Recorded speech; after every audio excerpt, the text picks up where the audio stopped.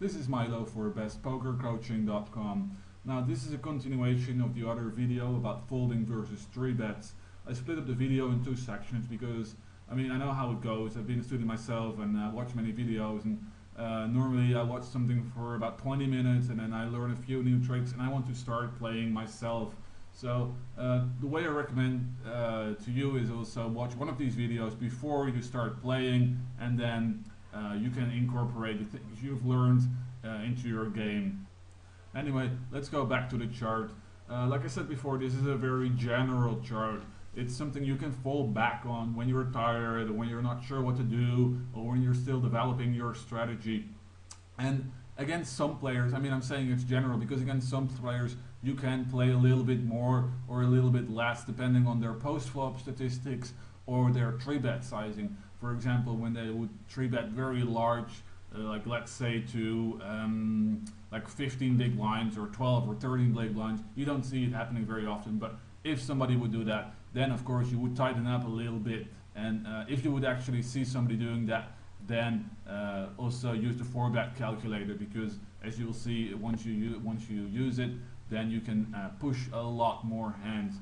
Anyway, other way around goes the same. If they 3-bet to a very small amount, for example, if you 2-bet to 2 big blinds and they make it 5 or 6 big blind, then you can add a little bit more hands.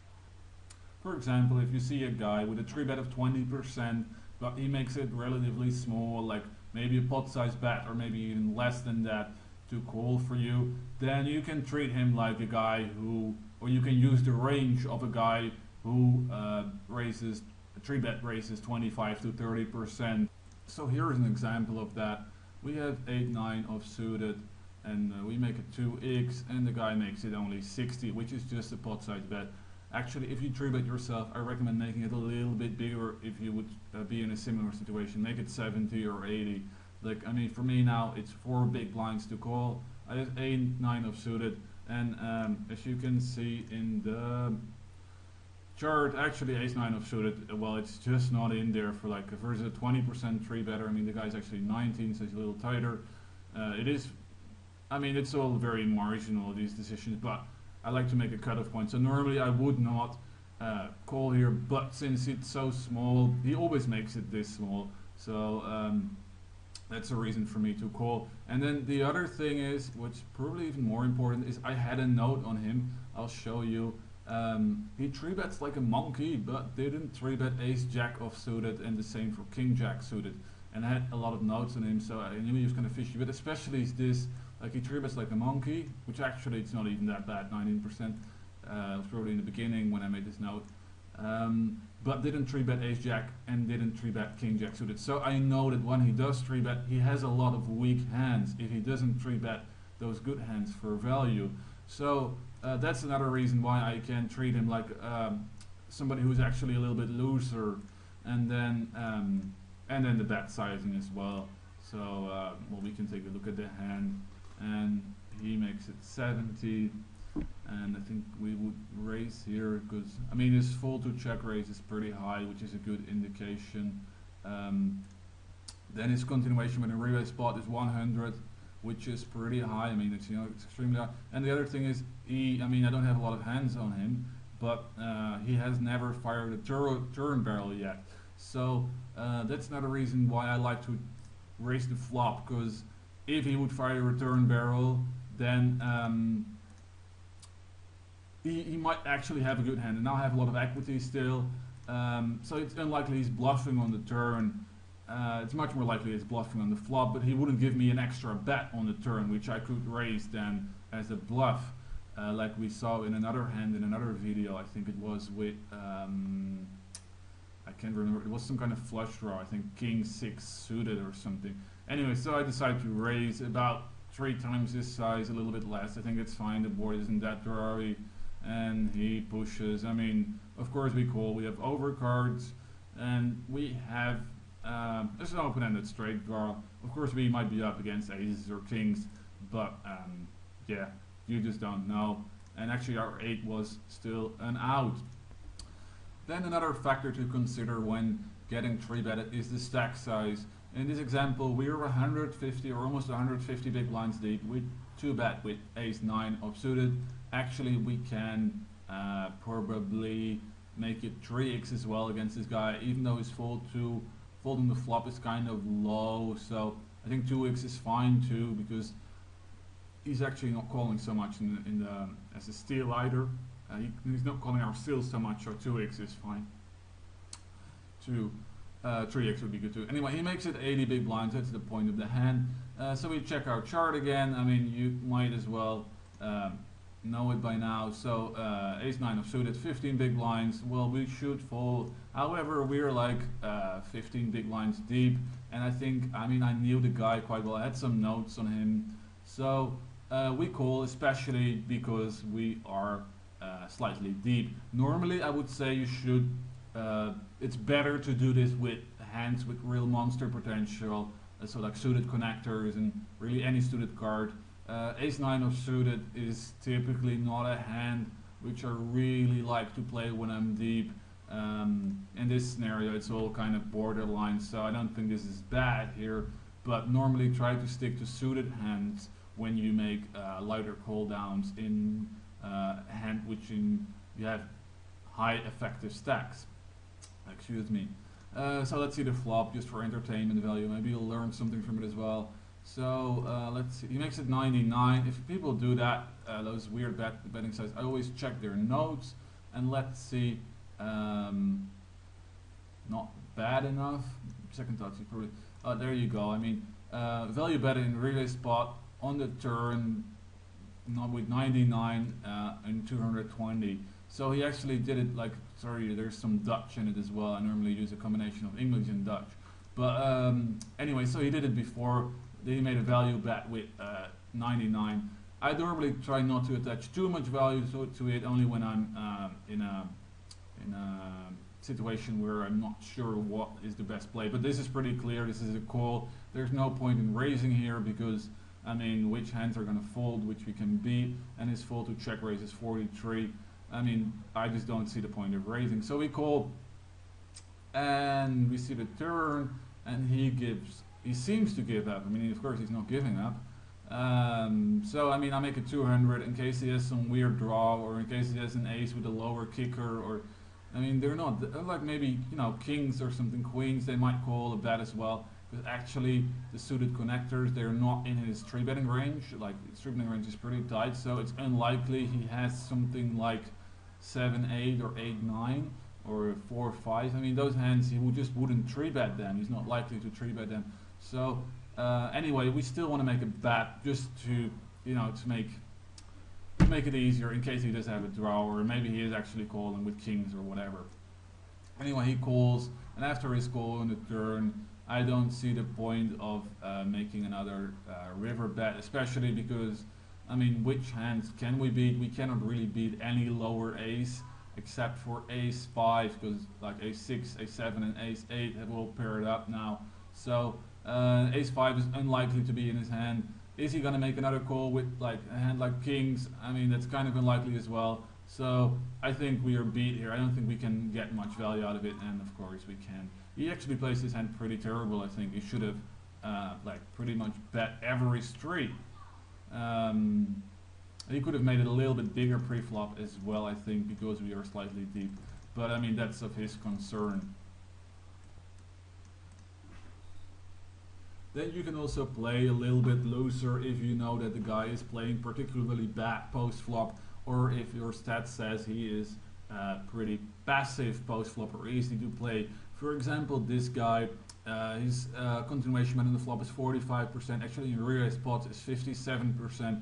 As you can see, his check raise is only 10%, and his aggression factor is 1. And another key factor here is that his continuation bet on the turn, so his second barrel, is only 33%. Anyway, he is very passive. So let's see what goes on here. We make a 2x. I think, yeah, we could make a 3x as well here. 2x is fine.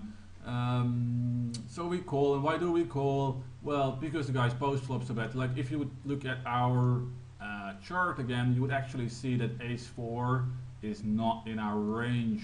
Like the guy has a 3-bet of 18%, and Here's the cutoff between 25 and 20, and actually against a 15% we wouldn't even consider calling with ace 4, and the guy is somewhere in between 15 and 20. So normally I would say this is a fold. However, because we know he is so passive post flop, we can actually make a call here and play the flop. I would say most flops I would just fold because he's continuation betting so little. However, on a flop like this, he makes it 90, half the pot size bet, pretty standard, but the flop is so dry, and he still has a continuation with a 57% in rebase spots, so it's not like he only plays the nuts. Anyway, I mean, we could raise here, but I think his range is just too strong to raise, and it's so much easier to float here, especially because his turn continuation bet on the turn, his second barrel is so low that we have a much better chance of picking the pot up on the turn. So what happens here is we just call, and now the board pairs, which is like 2 pair on the board. So let's see what he does. He checks towards us, and now I mean I'm less inclined to make a bet here because well, first of all, we probably have the best hand, but he could very well even do this with kings, you know, that he's really afraid now that he has a 10 because he's so passive that he's afraid that we have a 10 or a 5, or he could do this with 6s or something like that. Anyway, so we just check behind, and I'm not afraid of being bluffed away on the river either. So then the river comes, it's a queen, and he just checks towards us. There's no point in betting, of course, so we just take the pot down, and that's actually the reason why we could call pre-flop with an offsuit, with a low offsuit ace, because we get to so many showdowns, and we just win the hand with ace high. We're not afraid of him second barreling. Like an aggressive monkey might actually fire another barrel here on the turn, even with an ace or something, and in which case we would probably have to fold, or they would fire a barrel on the river, in which case we have a difficult decision. Against this guy we can play a little bit looser pre-flop and call with a hand which has good showdown potential, like an offsuited ace. It's just a lot easier to play against him. Then on the other side of the spectrum we also have the complete maniacs, or fish, which we can call lightly because they make so many bad plays post flop and they stack off very easily. So we can play a little bit looser against them. So how do you recognize the fish? Well, normally you can see that I went to showdown, but you can see it under stats in general. Like for example, his steal is 72, which is probably, it's actually not even that bad, but it probably means he's not a regular. But then especially his call to steal and his 3-bet is actually, together of that, it's actually 86. So it means that he's playing more hands from the button. He's playing less hands on the button than on the big blind, so he doesn't understand anything about heads up poker. And the other thing is, I had some notes on him. Normally after some time, as you can see, he's called super fish, very easy to read, value bet a full house with pot size bet on flop and turn. So I have some very good reads on him. Pot size bet was value bet and was confirmed 2 times. Half a pot size bet was bullshit, so that was like a bluff. And 3/4 pot size bet was usually a bluff as well. So I know that he's probably value betting his pot size bet, and I'm kind of comfortable calling the smaller bet sizing. So here you can, I mean, as you can see, the guy has a 3-bet of 19. So if you would just stick to the chart, we would say, well, we're going to fold because 19 is about 20, and we see, well, king 6 we have. Well, you see it's a clear fold. But because he's such an idiot and because we have so many good reads, we can actually make a call here. So let's see what happens. This is actually 1-2 because the funny thing is I couldn't really find really big idiots on 5-10, so I went through my database and it was much easier to find a good example on 1-2. So what happens? Well, he makes it pot size bet, which is kind of small as well, like 6 big blinds, which is another factor for us to call. Actually, the fact that he's slightly shallow isn't a reason for us to fold again, but then like he still has like 75 big blinds. So we call with king six pretty standard, and he makes half a pot size bet. Well, like we saw, half a pot size bet was bullshit. So there's like with low pair, there's not really any point in raising. So we call, and he checks, and I mean there's not really. I mean you could make a small bet, but I don't like our hand's just too weak. So I like to let him bluff. Just a bluff catcher really. And he makes a 3/4 pot size bet, and then we see it or no, it's 3/4 pot size bet was usually bluff, was also confirmed. That means that it 2 times. That's my note for when I confirm something, when I see it happening twice, and we win the hand. So that's another example of why we can slightly differ from the usual chart. In this video I've showed you that there are some situations where you can make adjustments to this chart. However, to conclude the video, you don't really need to make those little adjustments. I mean, this chart is kind of like a rule of thumb. If you stick to this, you will avoid making really big mistakes. And I mean, I also showed you some post-flop statistics, and they are very handy, so I think it's important that you went through the video, but you don't really have to look at them when making pre-flop decisions. I mean, only if you want to go the extra mile and play optimal strategy. But if you just stick to this chart, you will make good money as well, and you won't be exploitable.